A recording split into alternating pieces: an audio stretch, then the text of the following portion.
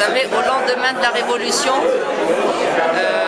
je pensais que tous les jeunes n'allaient plus quitter parce que ça y est, ils avaient fait la Révolution pour la dignité, pour un droit qu'ils n'avaient pas, comme dans la Déclaration universelle des droits de l'homme, la liberté, l'un des droits, c'est le droit au travail.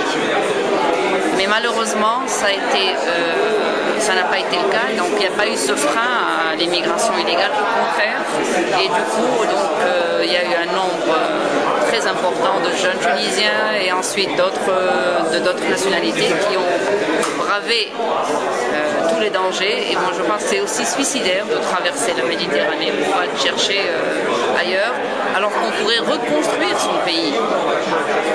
Et donc, c'est vrai que si on devrait avoir une aide de l'étranger, c'est pour retenir nos jeunes et en les retenant par des opportunités d'emploi et surtout par une prise de conscience parce que on revient toujours à ces pays développés comme les États-Unis par exemple, qui se sont construits par le travail et si les États-Unis s'étaient vidés, ça ne serait pas une puissance aujourd'hui et heureusement que l'Europe n'a pas saigné trop longtemps et a trouvé des moyens au XXe siècle pour retenir ses citoyens et pour qu'on soit des pays développés, je pense que l'Afrique du Nord devrait aussi trouver des moyens pour retenir sa matière grise et pour retenir toute sa jeunesse. Est-ce que vous pensez qu'il y a quelque chose qui n'a pas fonctionné après la Révolution ou pendant Après la Révolution, aujourd'hui il y a le problème économique, comme l'avait dit un conférencier tout à l'heure.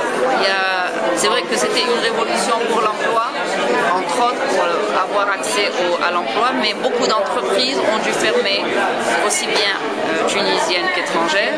Il y a aussi un problème au niveau du tourisme, parce que là, on enregistre un taux très bas, c'est pour ne pas dire nul, il n'y a pas vraiment... et justement, l'économie tunisienne est basée en grande partie sur le tourisme. Et c'est vrai que là, l'avenir ne semble pas encore très clair. Je mettrai ça sur le compte de cette période de transition. Disons que c'est une pause. Une fois qu'il y aura un gouvernement légal, une constitution votée par la population, on pourra voir plus clair. Mais je pense que la révolution ne pourra être réussie que si on construit les bases solides d'une économie. Une économie ouverte sur le monde aussi et penser à offrir des emplois et retenir aussi sa population.